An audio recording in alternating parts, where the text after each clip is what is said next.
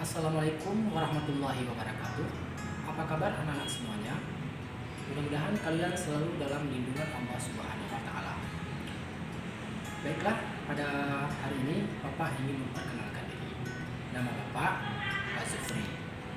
Bapak wali kelas 3. Selanjutnya Bapak juga akan memperkenalkan guru-guru bidang studi yang akan mengajar di kelas 3.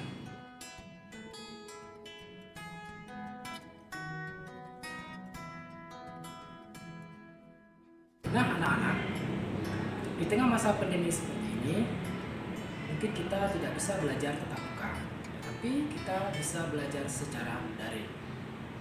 Pesan Bapak untuk anak-anak semuanya, tetap semangat dalam belajar. Hanya ini saja yang dapat Bapak sampaikan. Bapak akhiri, wabillahi taufiq wal hidayah. Assalamualaikum warahmatullahi wabarakatuh.